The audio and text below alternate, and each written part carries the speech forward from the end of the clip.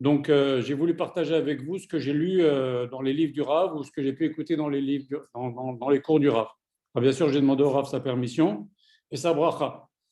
Juste que, c'est bien de raconter des petites histoires au début. Cette Yémen, il y a un bonus. Je ne dis pas de nom, mais il y a quelqu'un dans... Vous m'entendez? Bon, il y a quelqu'un dans... Vous m'entendez? On t'entend vraiment pas bien. Vous m'entendez pas bien? Moi, j'entends Non. bien. Ok. Nous, on vous voit très bien et on vous entend bien, Baruch Hashem. Ok. Alors, je disais, cette semaine, il y a un très bon S. Il y a quelqu'un dans le groupe dont le fils avait un vrai souci pour avoir des papiers. Et il m'a appelé, il me dit, Eliaou, je t'en prie, demande une bracha au Rav. J'ai demandé une bracha au Rav, ça faisait 10 jours, je crois, ou une semaine qu'il se bataillait pour avoir les papiers, pour venir en Eretz, pour partir en Eretz. En ce moment, c'est très compliqué avec les vaccins, etc. Et 2 heures après, il m'a appelé, il me dit, Eliaou, 2 heures après qu'il ait eu la bracha du Rav, il me dit, Eliaou, ça y est. Oh Hachem, voilà. Le Rav a raconté 2 petites belles histoires cette semaine. Je vais vous les raconter parce qu'elles sont jolies. Il y a marqué dans Tehillim, il y a marqué Ka'ayal te'arog ala fike ma'im, comme un antilope mâle, si vous voulez. C'est pas trop. Vous m'entendez pas? Vas-y, je décharge, moi. Vous m'entendez? Bon, je vais me brancher ici. Je t'en prie, coupe le micro, Bruno. Ouais. T'as ton micro allumé.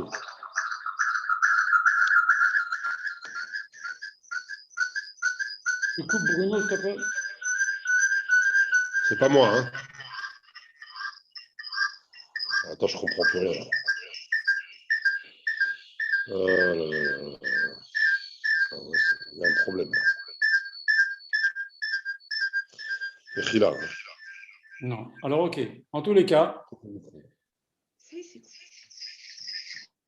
Bon, écoutez, je continue. En tous les cas, c'est quoi cette histoire Ka'ayal tarag le fike ma'im?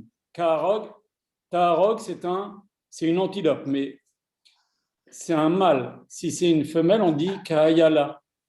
Et Ta'arog, c'est quand elle pousse son cri, quand elle crie vers Hachem. Et Ta'arog, c'est au féminin. Alors, on a Ka'ayal au masculin, Ta'arog au féminin. Alors, qu'est-ce que ça peut bien vouloir dire? C'est bizarre que David Ameller s'exprime comme ça. On leur avait expliqué comme ça au nom d'un élève de Rabbi Chaim Mitzans, c'était là cette semaine, qui dit la chose suivante. Akadosh Baruch Hu, il aime beaucoup la tefila de l'antilope, et les animaux savent que quand il n'y a pas d'eau, il manque d'eau, les animaux, ils vont vers l'antilope et lui disent « Prie Hachem pour nous ». Maintenant, qu'est-ce qui se passe quand l'antilope femelle, elle est enceinte, elle doit accoucher, et pile au moment où elle doit accoucher, tous les animaux viennent et lui disent « Prie pour nous ».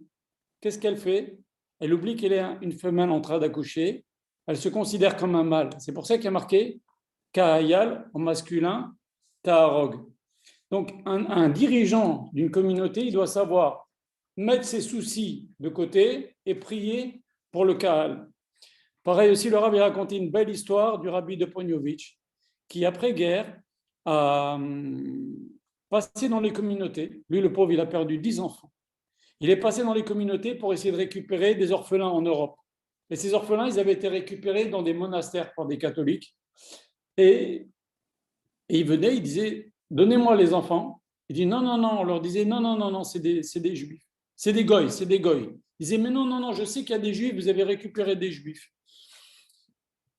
Et qu'est-ce qu'ils faisaient? Ils disaient, écoutez, moi, je vais venir ce soir. Dites-moi à quelle heure vous couchez les enfants.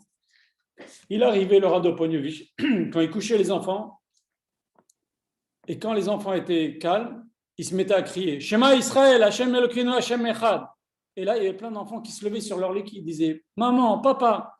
Pourquoi? Parce que ça fait longtemps qu'ils avaient été adoptés dans ces séminaires, dans ces monastères. Pardon. Mais ils se rappellent que quand ils étaient tout petits, leurs parents, ils ont appris le Shema Israël. C'est très, très important d'apprendre aux enfants le Shema Israël et les encourager à le faire. Malheureusement, il y a plein d'enfants qui ne savent pas le Shema Israël. Alors, il faut encourager ça autour de vous. Alors, je voulais vous parler de la période entre Pessah et Shavuot. C'est la période que nous vivons en ce moment. C'est la période du Homer. Alors, dans les Sfarim, il est marqué quelque chose des pages toutes, il y a marqué que la nuit du Seder, Akadosh Baruch Hu, il envoie un shefa, c'est-à-dire un déversement de Rouhaniyut pour tout celui qui s'est préparé avant Pessah. Et ce déversement de Rouhaniyut, on l'a de façon gratuite. On a fait la préparation, c'est comme quelqu'un qui prépare des kélim. S'il a des kélim préparés, c'est bien préparé avant Pessah, on lui donne. Mais quand même, on lui donne bien au-delà de ce qu'il mérite. Et comment on va faire maintenant pour mériter de conserver cette Rouhaniyut-là qu'Akadosh Baruch Hu nous a donné, cette Kedusha qu'il nous a donné, même si on ne la sent pas? On va travailler, on va s'améliorer dans la Torah Mitzvot, on va s'améliorer dans les traits de caractère, et c'est comme ça qu'on va mériter finalement ces choses-là. Et de la même façon, si vous voulez, il y a plein de choses qui fonctionnent comme ça dans la Torah. Si on voit par exemple Pirsum Nissa, on a 2 Pirsum Nissa dans l'année, on a Hanouka et on a les 4 coupes de vin. Même si on a un homme, il n'a pas de quoi se les payer, il doit vendre ses vêtements. C'est rare, il n'y a que 2 mitzvot, c'est comme ça. On doit vendre ses vêtements, on est obligé de les faire. Pourquoi? Parce que 2 fois Akadosh Baruch Hu dans l'histoire, il nous a fait une avance, un prêt, si vous voulez. C'est au moment de Hanouka, où les Bnei Israël n'étaient pas aussi forts que les Grecs. Akadosh Baruch Hu les a fait gagner quand même. Et au moment de la sortie d'Égypte, on n'avait aucun route. On était enfermés, il y avait de la sorcellerie, c'était impossible de sortir, on est au 49e degré de Touma. Qu'est-ce qu'il a fait Akadosh Baruch Hu? Il nous a fait une avance. Et comment on rattrape cette avance-là? En faisant un Kiddush Hashem, qui est la plus grande mitzvah, et en faisant ça à Hanouka pendant toutes les Doroth, et en faisant ça la nuit de Pessah avec l'Arba Kosot, en racontant la sortie d'Égypte. Donc en fait, l'avance, on la rembourse. Et bien là, c'est pareil. L'avance qu'on a reçue la nuit du Seder, on la rembourse par du travail sur soi, l'amélioration dans les mitzvot. Et il faut savoir qu'un S, de toute façon, c'est toujours comme ça, c'est une avance. Les mitzvot, c'est comme un compte en banque. Tu fais des mitzvot, tu augmentes ton compte en banque. Tu fais des bêtises, tu diminues ton compte en banque. On te fait un S, on te prend de tes srouillottes. C'est bien connu. Donc, pour conserver ces choses-là qu'on a reçues pendant la nuit du Seder, on fait tout cet effort-là pendant la période du Seder. Voilà. Et tout ça pour être prêt à Matan Torah le jour de Shavuot. En fait, le Rambam il dit que c'est comme un très long Chol HaMoed, entre Pessah et Shavuot. C'est un très long Chol HaMoed. Voilà. Et c'est quand même une période dure entre Pessah et Lag BaOmer. Pourquoi? Parce qu'il y a les 24 000 élèves de Rabbi Akiba qui sont morts en 30 jours. Donc nous, on a un peu du mal à se rendre compte parce qu'il s'est passé 2000 ans. C'était tout de suite après la destruction du deuxième temple, un peu moins de 2000 ans. Mais imaginez, 24 000 élèves en 30 jours, ça fait quoi? Ça fait 800 élèves par jour. Imaginez, Dieu préserve, tous les jours on reçoit un WhatsApp ou un SMS qui nous dit, voilà, 800 rabbanim, ils sont morts. Le lendemain, 800 rabbanim qui sont morts. Le surlendemain, encore 800 rabbanim qui sont morts. Avec les photos des veuves, avec les petits-enfants qui font le Kaddish au cimetière. On va devenir fou de voir des choses pareilles. Ça fait beaucoup. Alors, nous, on a du mal à se rendre compte, mais il faut s'imaginer, on va le lire tout à l'heure, mais Olam Shamem, le monde était assombri quand tous les élèves de Rabbi Akiba sont niftar, parce que c'était toute la Torah, c'était les élèves de Rabbi Akiba, dans cette génération-là. Vous comprenez? Voilà. Donc ça, c'est au sujet du Homer, de la période qu'on partage maintenant, qu'on vit maintenant. Maintenant, au sujet de Rabbi Akiba et de ses élèves. On voit dans nos textes que plusieurs choses au sujet de Rabbi Akiba. Par exemple, dans Masechet Menachot, en page Chavtet, 2 fois Moshe Rabbeinu, il a dit à Akadosh Baruch Hu, mais qu'est-ce que tu fais? Je ne comprends pas. Et Akadosh Baruch Hu lui dit, tais-toi, ainsi j'ai décidé. Première fois, Akadosh Baruch Hu, il a montré à Moshe Rabbeinu un homme qui va venir dans les générations, qui s'appelle Rabbi Akiba, qui va être d'Oresh, chaque petite couronne qu'il y a sur les lettres du Sefer Torah, il va les expliquer, il va dire des halachot et des halachot et des halachot sur ces lettres du Sefer Torah. Moshe Rabbeinu, il ne comprend pas ce qu'il est en train d'expliquer, il n'avait pas encore appris. Il dit à Kadosh Baruch Hu, envoie-le lui recevoir la Torah, sortir les Bnei Israël et recevoir la Torah. Kadosh Baruch Hu dit, tais-toi, ainsi moi j'ai décidé. Et deuxième chose, Kadosh Baruch Hu montre à Moshe Rabbeinu comment ce même Rabbi Akiba, qui était tellement fort en Torah que Moshe Rabbeinu ne comprend pas, on voit comment les Romains, ils vont le prendre, ils vont, le pauvre, ils lui ont arraché la peau avec du fer, ils lui ont enlevé la peau, comme ça, de tout le corps, Et Moshe Rabbeinu, il dit à Kadosh Baruch Hu, Vezu Torah, Vezesrara, c'est ça la récompense de quelqu'un qui fait la Torah et les mitzvot. Alors Kadosh Baruch Hu lui dit encore une fois, tais-toi. Alors on peut se demander pourquoi Kadosh Baruch Hu, il n'a pas voulu donner la Torah à Rabbi Akiva, parce qu'il était, on dirait qu'il connaît mieux encore que Moshe Rabbeinu.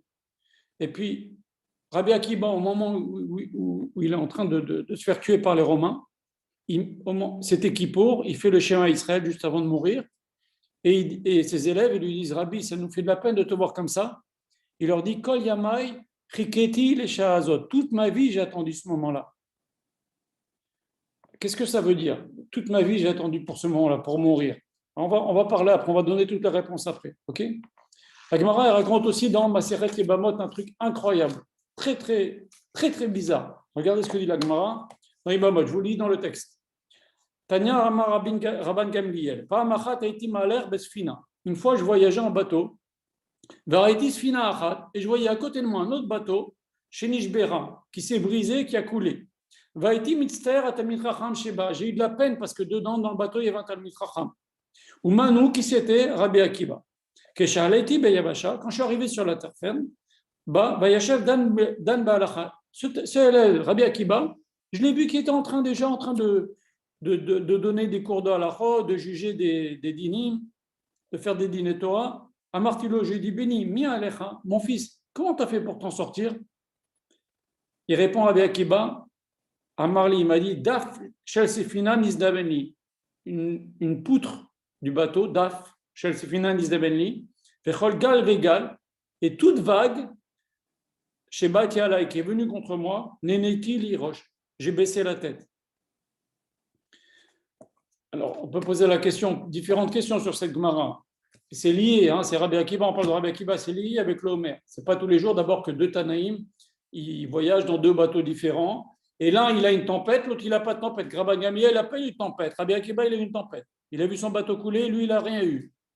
Et juste le bateau... Pardon, excuse-moi. Qu'est-ce que ça veut dire DAF? J'ai eu un DAF, une planche gale. Je me suis baissé devant chaque vague.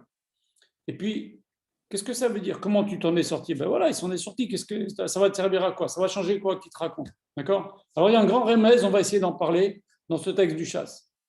Dans Brachot Daf Chav Zayin, il y a une histoire incroyable. C'est le shomer que Rabban Gamliel a mis à l'entrée du Beth Amikdash. Alors, il faut savoir qu'à cette époque-là, Rabban Gamliel, c'était l'époque de Rabban Gamliel, Rabbi Akiba, Rabbi Azar ben Azaria, Rabbi Shimon Bar Yochai, Rabbi Meir. Il y avait dans ce Beth Midrash tous les Gdolei Olam. Et ils ont fixé toutes les règles qui vont nous servir de les dorer d'Orot.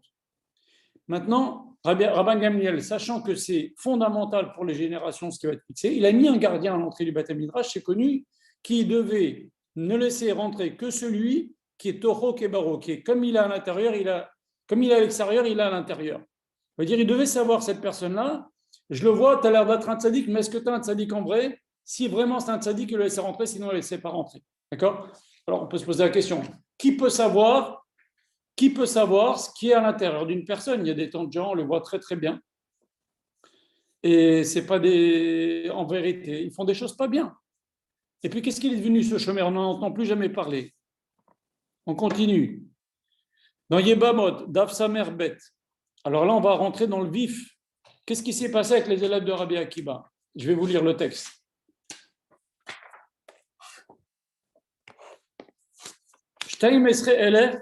Zugot, Talmidim, Ayolo, les Rabbi Akiba. Rabbi Akiba, il avait 12 000 paires d'élèves en Eretz Israël. Ils sont tous morts dans la même période. Mikavan, Shilonagu, Kavod, Zebazé, parce qu'ils ne se sont pas respectés l'un l'autre. Vekulam Metu, Bepesach, Hadatseret. Ils sont tous morts entre Pessah et Shavuot. Il y en a qui disent avant, et ça s'arrête à l'Akba Omer. La veille de l'Akba Omer, ou l'Akba Omer. Et de quoi ils sont morts? Mitarash al-Askara. Ils sont morts de la diphtérie. On va parler après ce que c'est. C'est une maladie la plus terrible qui existe. Vayaolam Shamem, mais le monde était assombri. Jusqu'à Rabbi Akiba, qu'est-ce qu'il a fait? Il a été rejoindre, il s'est déplacé de cet endroit-là, de ces yeshivot. Il a été rejoindre nos chachamim qui étaient dans le sud.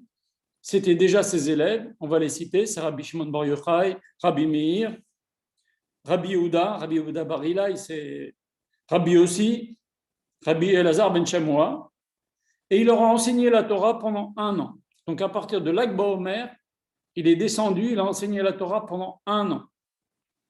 1 an et demi. Et VM Amidou Torah. Et grâce à eux, la Torah, elle s'est poursuivie à cette époque-là. Alors c'est bizarre quand même, parce que depuis quand quelqu'un qui manque de kavod à son prochain, il est coupable de mort? C'est une bonne question. Pourquoi Hachem a été si dur avec eux? Si moi, je n'ai pas de kavod envers quelqu'un, on ne le rend pas chayal mita, quelqu'un qui fait ça, c'est quand même étrange. Après, Rabbi Akiba qui change d'endroit. Si c'était ses élèves, c'est à eux de le rejoindre. Pourquoi ils changent d'endroit? Après, pourquoi la plaie s'est arrêtée le 32e jour? Ensuite, pour terminer, encore 2 autres exemples dans le chasse qui parlent de Rabbi Akiba. On voit que Rabbi Akiba, il s'est fait condamner et mis en prison et tué parce qu'il a enseigné la Torah en public. Les Romains, ils ont dit interdit d'enseigner la Torah en public. Et Rabbi Akiba, il vient, il enseigne la Torah en public. Pourquoi il se met en danger? Ça y est, tu as 5 élèves, les meilleurs, Rabbi Shimon bar Yochai, Rabbi Meir Balanès. Pourquoi tu te mets en danger? Pourquoi tu risques ta vie? Ça lui a coûté la vie. Et pour terminer, on voit à la fin de Psachim, alors là, une mara complètement incompréhensible. Avant de se faire tuer, Rabbi Akiba est en prison. Rabbi Shimon bar Yochai vient le voir et il lui dit enseigne-moi la Torah. Rabbi Akiba lui dit non, je ne peux pas.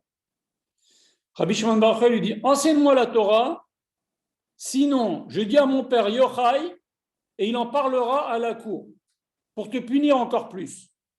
Est-ce qu'on parle comme ça à son rab? Tu veux qu'il t'apprenne la Torah, tu lui dis je vais parler à mon père. D'abord, Yochai, il était mort. C'est quoi toutes ces gmarottes-là? Il faut essayer de comprendre. Alors, le Rav, tout ça, c'est des questions que le Rav a posées et je vais vous dire les réponses que le Rav a dit. Déjà, il faut savoir que Rabbi Akiba, c'est le symbole de la Torah chez Baal Pé. Moshe Rabbeinu, c'est le symbole de la Torah écrite. Rabbi Akiba, c'est le symbole de la Torah chez Baal Pé. Toute la Gemara, tout le chassé Rabbi Akiba, il est partout. Et c'est lui le transmetteur, on va le voir, c'est ce qu'on vient de le lire. Grâce à lui, la Torah a été transmise. Quand ces 24 000 élèves sont morts, c'est lui qui a transmis la Torah à ses 5 élèves. Et grâce à ça, on a la Torah aujourd'hui. Donc Rabbi Akiba, c'est le symbole Torah chez Baal Pé. Et la Torah Tassot, c'est Rabbi Shimon bar Yochai. Maintenant, comment ça s'est passé avec Rabbi Akiba? Il est, pendant les 40 premières années de sa vie, un ignorant total anti-Torah. Il disait, donnez-moi un Talmid Chacham que je le mords comme un âne. Les Chachamim me demandent, pourquoi pas comme un chien? Pourquoi comme un âne? Parce qu'un âne, il brise les os. Il voulait fracasser du religieux. Rabbi Akiba, pendant les 40 premières années de sa vie. Après, il se trouve qu'il travaillait chez Kalba Savoie, qui a une fille, qui voit chez lui, nous disent nos textes, un homme qui est tsanoua ou meil, c'est-à-dire il est pudique, il est discret, et en même temps il est meil. Qu'est-ce que ça veut dire meil? Ça veut dire tout ce qu'il fait, il le fait à la perfection. Il sait faire que de pas grand-chose, il ne connaît pas grand-chose en Torah, il sait faire par exemple que chez Akol, Shema Israël, il fait le plus beau chez Akol Yad Vero, il fait le plus beau Shema Israël. Ce qu'il faisait, garder des animaux, tout ce qu'il fait, il le fait à la perfection. Et donc, elle lui dit, elle a dit, cet homme-là, si maintenant il fait peu de choses à la perfection, le jour où il connaîtra toute la Torah, il va devenir une super force. Et c'est ce qui s'est passé. Elle lui dit, va apprendre la Torah, parce qu'avec les qualités que tu as, tu vas devenir Tsanoua ou Meil en connaissant toute la Torah. C'est-à-dire, toute la Torah, tu vas la faire au top. Et c'est ce qui s'est passé. Elle a encouragé, elle s'est mariée avec lui, son père l'a déshérité, ils ont vécu dans la misère. Et pendant 40 ans, Rabbi Akiba est parti apprendre la Torah jusqu'à 80 ans. Et de 80 ans à 119 ans, il a appris à ses 24 000 élèves. Et de 119 ans à 120 ans, il a appris aux 5 élèves qui étaient Bédarom. Et après, il est mort. Il a été tué à Kippour, comme on a enseigné. Donc, on voit que Rabbi Akiba, la dernière année de sa vie, il a vu qu'il va choisir des élèves qui n'ont pas des défauts comme les 24 000 qu'il a choisis. Et grâce à ça, la Torah va se perpétuer. Il va choisir des élèves qui ont des traits de caractère nickel. Voilà. Et donc, ça nous apprend aussi que même quelqu'un qui est âgé, on ne sait pas d'où va sortir la continuité. Tu as enseigné la Torah jeune, enseigne la Torah même si tu es vieux. Tu as enseigné la Torah beaucoup, ce n'est pas forcément de là qu'il y aura une continuité. C'est le peu, les 5 auxquels tu vas enseigner qu'il va y avoir une continuité. L'homme ne sait pas les cheshbonot d'Akadosh Baruch Hu. Donc on apprend beaucoup de choses de la vie de Rabbi Akiba. Et même quand il était âgé, vieux, il avait tout perdu. Les Romains ont pris sa richesse. Il a quand même été, il a perdu tous ses élèves. Je vous ai expliqué le drame que c'était. Il a quand même été enseigné la Torah. Il n'a pas baissé les bras. Et donc, comme Rabbi Akiba est le symbole de la Torah chez Baal Pé, il fallait que ses élèves soient des élèves parfaits. Parce que sinon, la Torah qu'ils vont eux transmettre à leur tour va être pas super. Et donc, Akash Baruch Hu, il a vu que ses élèves, Eno Noagim Kavod Zebazé, Akash Baruch Hu, il les a tous tués parce que la Torah qu'on aurait eue, nous, dans les Doroth, elle aurait été pas super. Donc, qu'est-ce qu'il a fait, Akash Baruch Hu? Il a fait que Rabbi Akiba, finalement, il enseigne la Torah à des élèves de très haut plan, comme Rabbi Shimon Bar Yochai, Rabbi Meir, Rabbi Yehuda Bar Ilai. Et Rabbi Yehuda Bar Ilai, la Gemara a dit, Ishaï Rat Hashem Ititala, le plus grand d'or de Chachamim, c'est à l'époque de Rabbi Yehuda Bar Ilai. Ils étaient très très pauvres. Rabbi Akiba, une fois, Bar Ilai, il y avait de la famine, il n'était même pas au courant, les gens ils sont venus lui dire, il a commencé à enlever une chaussure en signe de deuil, il a fait sortir une batte de colle, il a dit, tu enlèves encore une autre chaussure, je détruis le monde. Mais c'était des gens qui étaient aimés d'Akadosh Baruch Hu, c'était des gens qui étaient très purs. Donc qu'est-ce qu'il a fait Akadosh Baruch Hu? La Torah, la suite de la Torah, elle passe par des gens très très purs. C'est pas le nombre qui importe, c'est la qualité. Si on veut une Torah, la Torah elle doit être belle, elle doit être propre, elle doit être pure. C'est pour ça qu'il a voulu que ça se passe d'Afka par ses élèves de très haut niveau. Maintenant, regardez ce que le Rav a trouvé dans le Midrash Rabbah. Regardez, c'est incroyable ce Midrash Rabbah, ce qu'il dit le Rav, ce que le Rav a apporté. Rabbi Akiba, il a dit à ses 5 élèves, il leur a dit, Banaï, mes enfants, Arishonim, les 24 000 élèves, Lometu, Ela Bishvil, Shaita, Enem, Tsara, Elo, Baelo. Ah, on apprend quelque chose de nouveau. C'est pas seulement Enonoagim Kavod Zelazé, mais il leur dit, les premiers élèves, ils sont morts parce qu'ils avaient Aïn Tsara. Aïn Tsara, c'est quoi? C'est, ça m'embête que tu réussisses. J'aurais préféré que tu ne réussisses pas. Ça m'embête que tu sois brillant en Torah. J'aurais préféré que tu sois moins brillant en Torah. Alors ça c'est un grand, on voit un truc incroyable. C'est qu'ils étaient comme ça, une espèce de concurrence qu'il y avait entre eux, alors que la Torah nous dit dans la Masechet Yoma, elle nous dit Kinat Sofrim Marbe Chochma. Au contraire, moi si je vois quelqu'un qui connaît la Torah, il étudie 2 heures, il va étudier 2 heures et quart, comme ça va faire une motivation. Eux, quand on voyait quelqu'un qui étudiait beaucoup, ça les énervait. Comment la Torah peut passer par ces gens-là? Et Rabbi Akiba, il a cerné. Dans un texte, la Gemara nous dit Eno Noagin Kavod Zelazé. Dans un autre texte, la Torah, Rabbi Akiba, il dit à ses élèves, ne faites pas comme les premiers élèves. Il y avait Aïn Sarah entre eux. Et vous savez, les Chachamim, ils nous disent, dans Masechet Yoma, Daf Aïn Bet, ils nous disent Vezot Torah Asher Sam Moshe. Voici la Torah que Moshe leur a donnée. Sam, il leur a donné. Maintenant, avec un shin, mais ça peut se lire aussi Sam, un élixir. Et les Chachamim nous disent comme ça. Si un homme est méritant, il a des bonnes midot, la Torah, c'est Samachaim, un élixir de vie. Ça va donner un Rabbi Shimon Bar Yochai, un Rabbi Meir Balanez, on en parle dans toutes les générations, parce qu'ils sont propres. Mais si un homme, il n'est pas méritant, vous prenez Korach, vous prenez Yerovam Ben Nevat, c'était des goïnim en Torah, Achitophel, tous les gens qui étaient à l'époque David Ameller, c'est des goïnim en Torah, mais ils étaient pourris à l'intérieur. Et la Torah, c'est devenu pour eux un élixir, un poison. Ça les a enfoncés, ça les a fait faire des choses pires que pan. Pourquoi? Parce que comme ils étaient grands en Torah, Korach, il disait, écoutez-moi, je suis un gars, moi c'est moi qui porte la Rana Kodesh. Yerovam Ben Nevat, il était un gadol, il étudiait avec Archia Shiloni, qui est au Bedin de Moshe Rabbeinu. Achitophel, c'était le Rosh Bedin de l'époque de David Ameller, vous imaginez. Donc les gens, ils voyaient grand en Torah, on sait, mais à l'intérieur, ils étaient pourris, alors les gens, ils les écoutaient, et ils ont emmené les Israël dans des mauvais chemins. Donc Akash Baruch Hu, il a été makpid avec les transmetteurs de la Torah, les élèves de Rabbi Akiba, parce qu'il faut qu'ils aient des bonnes midotes. Parce qu'on ne peut pas transmettre la Torah si on regarde d'un mauvais œil la réussite de nos camarades d'études. Le Rav dit on ne peut pas, en plus de ça, transmettre la Torah si on ne respecte pas le grand principe de son maître, puisque le grand principe de Rabbi Akiba, c'est Va'afta le'acha kamocha. Et eux, c'était tout le contraire. Et si on voit dans Pirkei Avot, il y a marqué Imen derech eretz, en Torah, imen Torah, en derech eretz. S'il n'y a pas le savoir-vivre, il n'y a pas de Torah. Et s'il n'y a pas de Torah, il n'y a pas de savoir-vivre. Alors, on commence par quoi? Vous avez compris? S'il n'y a pas de savoir-vivre, il n'y a pas de Torah. S'il n'y a pas de Torah, il n'y a pas de savoir-vivre. Alors, on commence par quoi? Il faut quoi en premier? Alors, il y a un Rav, s'appelait Rav Rozovski, il a dit quelque chose de joli. Ce n'est pas le Rav qui l'a dit, mais je l'ai lu. Il a dit en Torah, si tu ne peux pas avoir une base de derech, de bonne midot, tu ne peux pas progresser, commencer dans la Torah. Comme dit Rabbi Chaim Vital ce soir, c'est Saïloula, il demande pourquoi avoir des bonnes midot, des bons traits de caractère, être sympa avec son prochain, ce n'est pas écrit dans la Torah, parce qu'il dit c'est un préalable à la Torah. Ce n'est même pas la peine de le marquer. C'est comme si tu dis dans la Torah, pour faire la Torah, tu dois être vivant. Et bien pour faire la Torah, tu dois avoir des bonnes midot, c'est un préalable à la Torah, ce n'est pas la peine de le marquer dans les 613 mitzvot. Et une fois que tu as commencé dans la Torah, si tu veux être mouchlam, alors il faut beaucoup de Torah, parce que tu pourras pas augmenter. Si tu veux avoir mouchlam dans les bonnes midot aussi, il faut la Torah. Il faut les deux, c'est un équilibre. Mais pour le début, il faut que la base, elle soit pure. Si tu veux mettre la Torah par-dessus, en Torah, la Torah, elle ne pourra pas tenir. C'est ce qui s'est passé avec les élèves de Rabbi Akiba. Et non seulement elle ne pourra pas tenir, mais elle ne pourra pas être transmise. Donc, on va essayer maintenant de répondre aux questions qu'on a dit au début.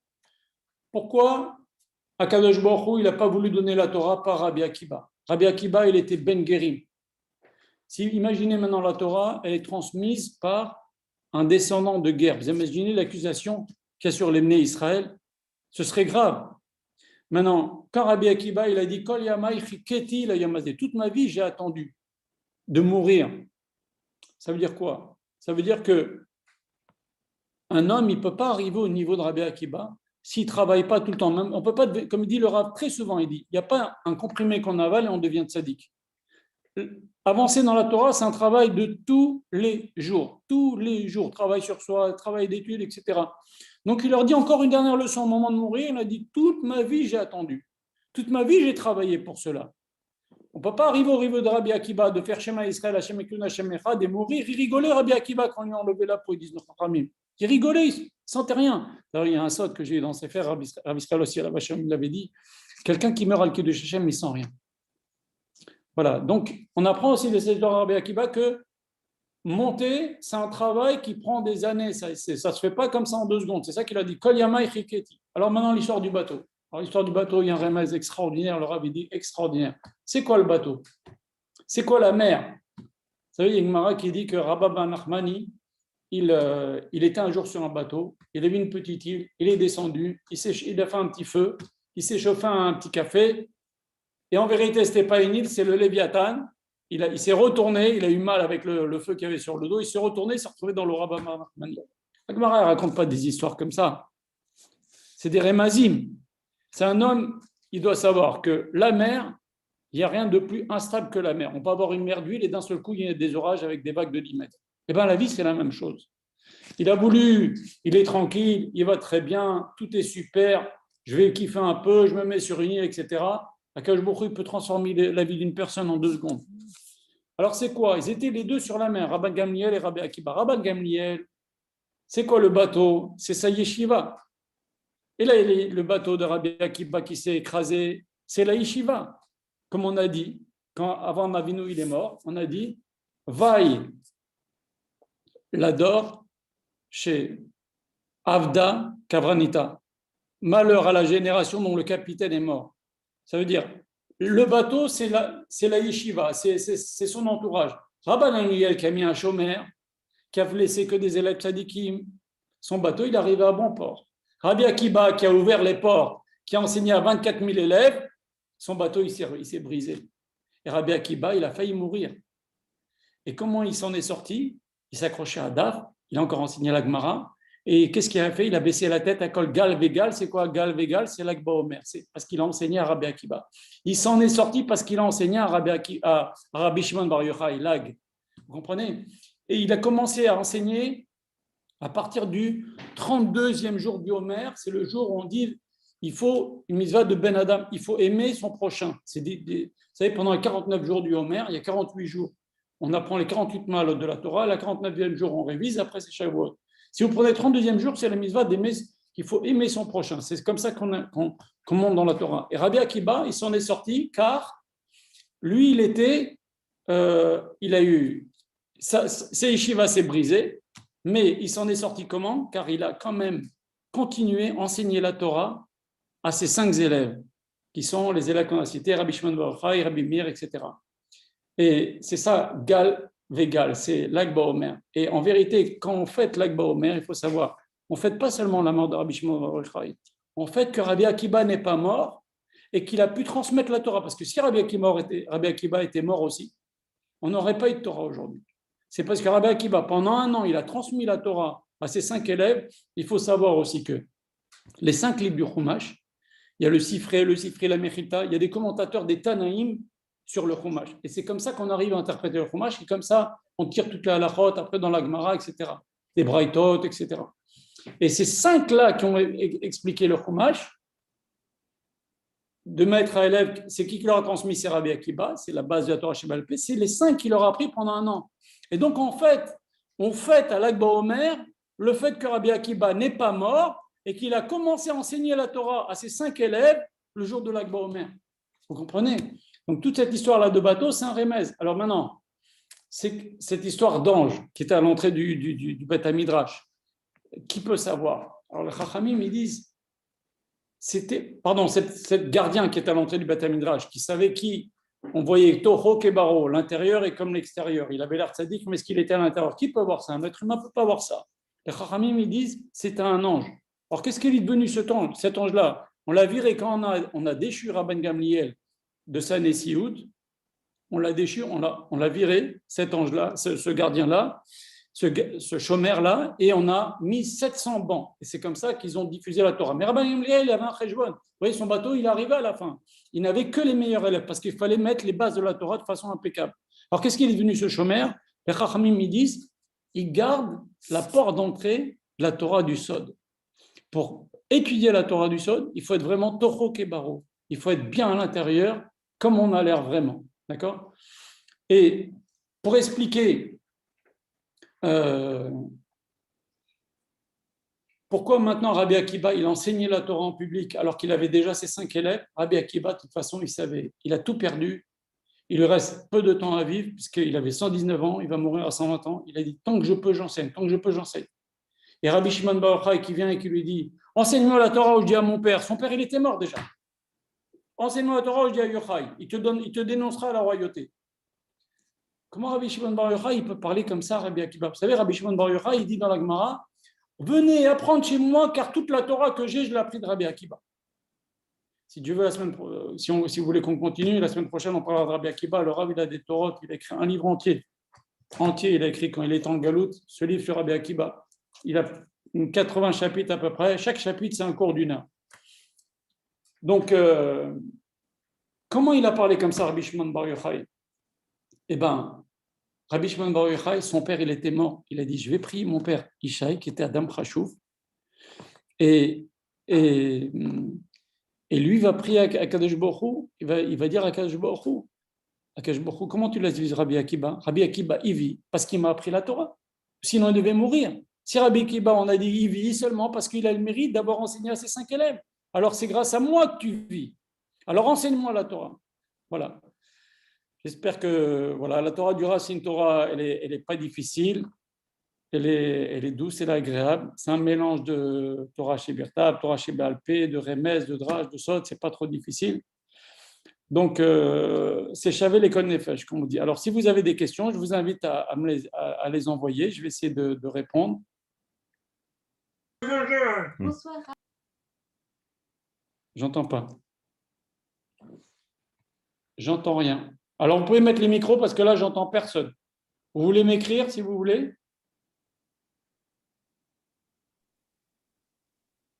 Allô? Vous voulez m'écrire? Abéliaou. Oui. Abéliaou. Oui. C'est Bruno. Oui. Azak Obaro. Mortier. Pour une première, c'est une vraie première. Bon, Donc, les enseignements sont très profonds.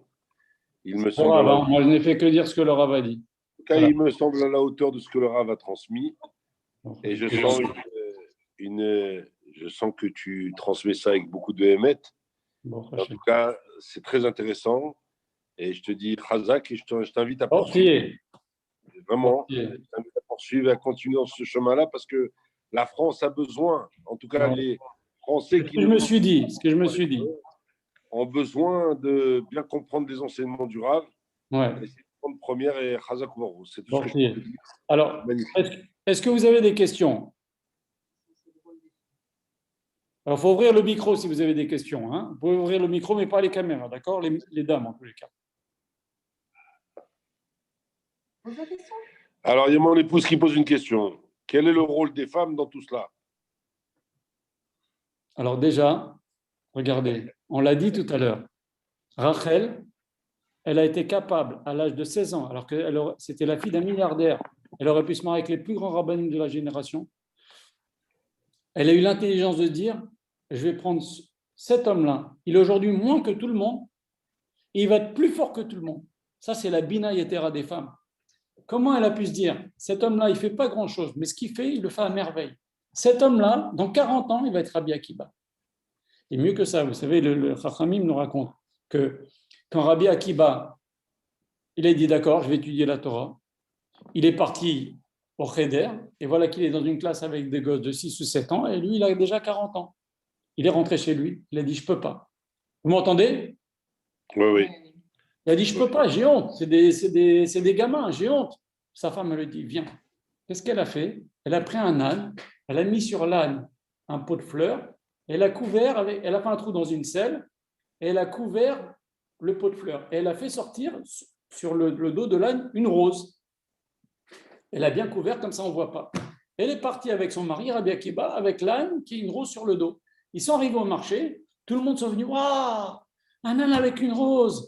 Mais c'est quoi ces trucs-là? C'est extraordinaire. Tout le monde a laissé son temps de marché, ils sont venus voir. C'est pas grave, c'était calculé. Le lendemain, elle dit à son mari, viens, on retourne, avec l'âne, avec qui a la rose sur le dos.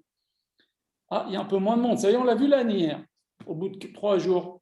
Il y a encore moins de monde, 4 jours. Au bout de 5 jours, il n'y a plus personne qui vient voir l'âne. Tout le monde l'a vu, l'âne, avec la rose sur le dos. Je lui dis, allez, va retourner au Cheder. Ils vont rigoler parce que tu es un adulte, c'est des enfants, mais au bout d'une semaine, ils seront habitués à ta présence. Voilà le rôle de femme. Et s'il n'y avait pas eu Rachel, madame, on n'aurait pas eu de Torah chez Balpé, parce qu'on n'aurait pas eu Rabbi Akiba, on n'aurait pas eu la transmission, tout ce que je viens d'expliquer. Tout ce que je viens d'expliquer, c'est grâce à Rabbi Akiba et grâce à sa femme. En vérité, Rachel, c'est un Gilgul. Bon, enfin, on peut parler, mais vous savez, il faut comprendre une chose. En vérité, écoutez bien ce que je vais vous dire. Les 24 000 élèves de Rabbi Akiba, aujourd'hui c'est le loi de Rabbi Chaim Vital, alors on va dire un peu de trucs de Rabbi Chaim Vital. Les 24 000 élèves de Rabbi Akiba, c'est les 24 000 personnes qui vivaient dans la ville de Shrem qui ont été tuées par Shimon et Lévi. Qu'est-ce qu'il a dit à Akadosh Baruch Hu? Akadosh Baruch Hu, il a dit, à Yaakov, il a dit, Koum ale bet el. C'est les lettres Akiba. Il est parti à la ville de Shrem. Ils les ont tués, ces 24 000, qui avaient toutes le même chorège de Neshama, mais ils étaient quand même bien et mal. Ils ont quand même accepté de faire la Brit Mila, ils les ont tous tués. Ils sont revenus, et qu'est-ce qu'il a dit, Shrem? Il a dit, Ahava, je l'aime, Chafetzba, j'en ai envie de cette femme, Dabekba, et je suis attaché à elle. Ça fait Echad, Ahava, Chafetz, Dalet. C'est ce que le Echad que va dire Rabbi Akiba avant de mourir. Et maintenant, ils sont revenus en Gilgoul, les 24 000 membres de la tribu de Shimon, qui vont être tués par la Magefa, et ils vont encore revenir dans les élèves de Rabbi Akiba. Donc, vous comprenez, avec ce chorège de Neshama, c'est difficile de transmettre la Torah, qu'ils soient eux les transmetteurs de la Torah, parce qu'il y avait du mal à l'intérieur. Maintenant, Rabbi Akiba, il a eu... Ça s'est passé comme ça, ils ont fait leur tikkun, ils sont venus 3 fois. Vous comprenez? En tous les cas, ceci pour vous dire que s'il n'y a pas eu de la chorma de Rachel, il n'y aurait pas eu de Rabbi Akiba, il n'y aurait pas eu aujourd'hui toutes les Gmarot, il n'y aurait pas eu de Kolélim aujourd'hui. Je ne dis pas ça pour vous faire plaisir. On voit que Rachel, elle a une chorma que les gens n'aimaient pas Rabbi Akiba parce que c'est un anti-religieux. Vous comprenez? Et on peut se demander aussi Rabbi Akiba, comment ça se fait qu'il est anti-religieux? Pourquoi il est anti-religieux? Qu'est-ce qu'ils ont fait les religieux? C'est un descendant de guerre. Il descendait d'Amalek, Rabbi Akiba, il descendait de Tisra. Pourquoi il en veut contre les religieux? Qu'est-ce qu'ils ont fait les religieux? Alors, il faut savoir une chose aussi que Laura va expliquer extraordinaire. Écoutez bien. Kol Israël yesh lahem chelek l'olam haba. Chaque juif, il a une part dans l'olam haba. Maintenant, si ce juif-là, il n'exploite pas sa part qu'il a dans l'olam haba, il n'étudie pas, il ne fait pas les mitzvot, eh bien cette part, elle est vacante. C'est les autres qui la prennent. Maintenant, Rabbi Akiba, il avait une part gigantesque dans l'olam haba, c'est Rabbi Akiba. Il sentait que les autres rabbanim, ils lui piquaient sa part dans l'olam haba. Il ne le savait pas, il n'arrivait pas à le verbaliser, mais il sentait, c'est pour ça qu'il a essayé de religieux.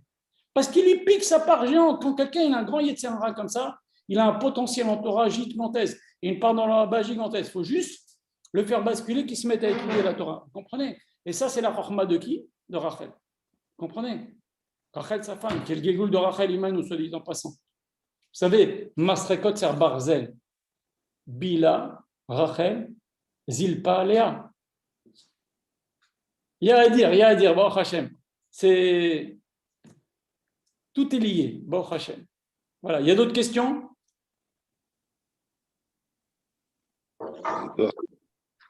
Est-ce qu'il y a d'autres questions? Vous ouvrez le micro si vous avez des questions. Voilà. Être bon de l'intérieur, de l'extérieur, comment on peut savoir? Il faut être un ange. C'est ce qu'on a dit. On ne peut pas le savoir. Il n'y a qu'un ange qui peut le savoir. Il n'y a qu'un ange qui peut le savoir. Donc c'est pour ça que nos Chachamim nous disent, ce chômeur, la Kragmara dit, il a mis un chômeur. Les Chachamim nous disent, c'est un ange qui a été créé par les bonnes actions de Rabban Gamliel. C'est ça. Comprenez? Il n'y a qu'un ange qui peut savoir. Le Rav, il a dit il n'y a pas longtemps, il a dit, vous pouvez... Il n'aime pas le Rav, quelqu'un il dit, je suis un Baal Tshuva. Il a horreur qu'un type il dit, je suis un Baal Tshuva. Il a dit, quand un type il dit, je suis un Baal Tshuva, il se met lui-même en catégorie bête, deuxième catégorie. Et le Rav n'aime pas ça. Bon, c'est dur pour un Baal Tshuva de ne pas dire qu'il y a un Baal Tshuva, mais il n'aime pas ça parce qu'il dit, Akadosh Baruch Hu, il aime les Baal Tshuva, ils sont des fois mieux que les rabbanim, que des tzadikim. Voilà Rabbi Akiba. Vous comprenez? Donc il n'aime pas qu'on parle comme ça.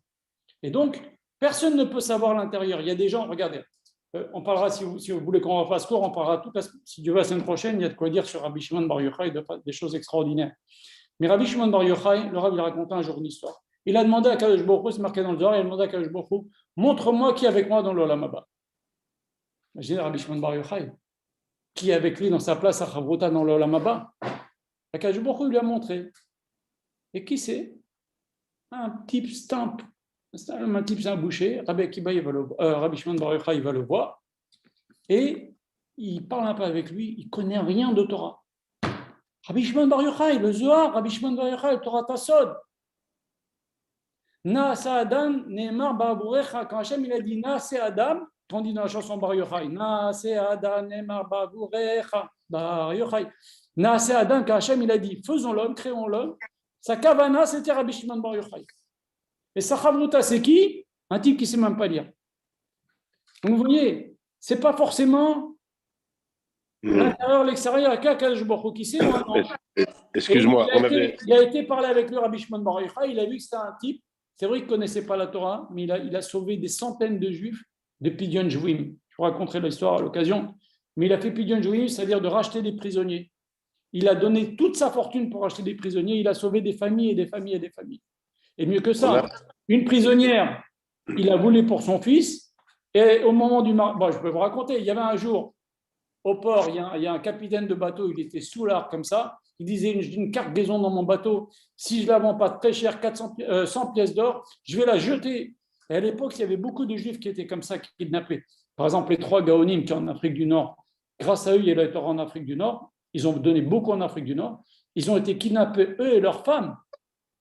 Il y avait des pirates, ils les ont kidnappés, ils ont mis les femmes sur un bateau, les hommes sur un bateau, les hommes ils ont sur un petit bateau, ils ont frappé, et les femmes, elles ont senti que les pirates allaient abuser d'elles. Ils ont dit à leur mari, et si on se noie, on se jette à l'eau, est-ce qu'on aura triatamétim? Ils ont trouvé un passouk que oui, elles se sont noyées pour pas être profanées.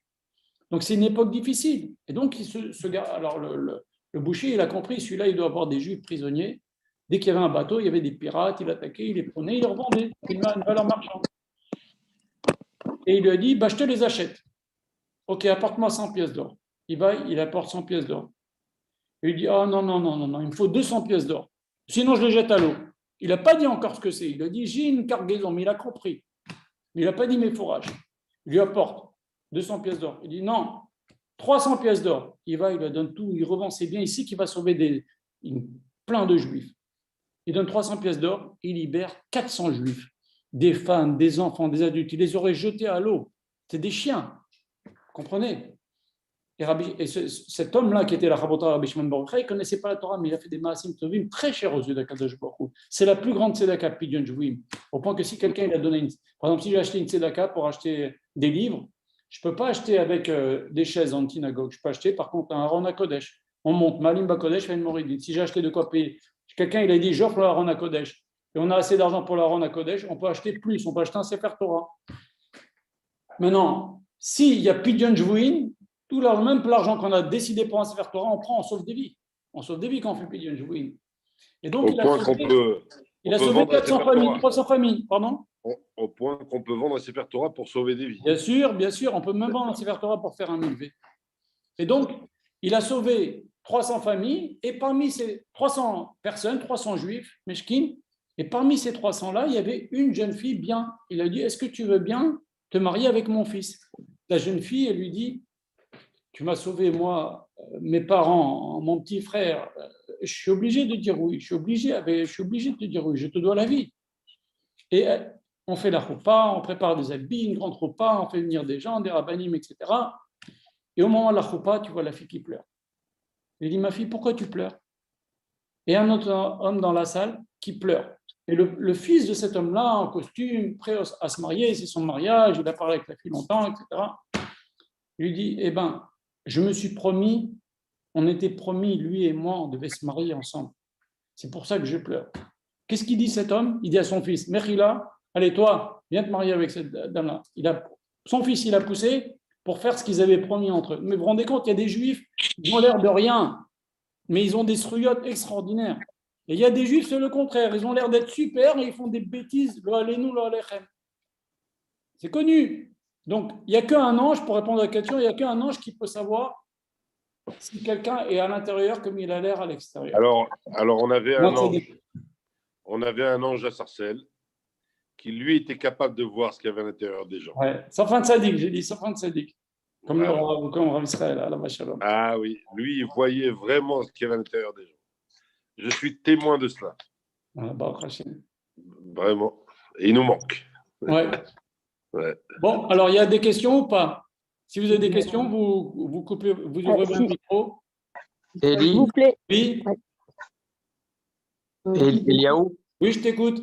Je voulais te dire Khazak, c'est Marc. Salut Marc. Ah, Marco, ça va? Ça me fait vraiment plaisir. Ça me fait plaisir. C'est génial la définition de la question, le rôle de la femme. Tu as très bien répondu. Tu as écouté tout le cours, Marco? J'ai raté le début parce que je me suis mal connecté, mais vraiment super sur la question de la dame là. C'est une question piège. Le rôle de la femme, tu as fait une très très belle explication. C'est vraiment super. C'est un état de fait. C'est génial. Je continue à écouter. Je te souhaite que ça continue. Amen. Si vous voulez, on peut continuer. Si ça vous intéresse, vous me faites savoir. Ouais. Okay. Envoie-nous des liens, on sera là. Voilà. Shavuot Tov à tous. Est-ce qu'il y a d'autres questions? Oui, s'il vous plaît. Les 5 élèves, c'est Rabbi Yehuda Bar Ilai, Rabbi Yossi, Rabbi Meir, Rabbi Shimon. Et le dernier, c'est qui? Je vais vous dire tout de suite. Merci. C'est Rabbi Meir, Rabbi Yehuda Bar Ilai, Rabbi Yossi, Rabbi Shimon Bar Yochai, Rabbi Elazar ben Shamoua. C'est des grosses pointures, très grosses pointures. Et eux, s'ils n'avaient pas appris de Rabbi Akiba, eh ben, on n'aurait pas eu ce qu'on a eu aujourd'hui, de la Torah qu'on a aujourd'hui. Et tout ça, c'est grâce à Rachel, la femme de Rabbi Akiba, qui a vu. Vous comprenez? D'autres questions? Bon, alors, Erev Tov, Chodesh Tov, n'oubliez pas, y aller, Vayavo. Merci beaucoup, Chodesh Tov. Chodesh Tov,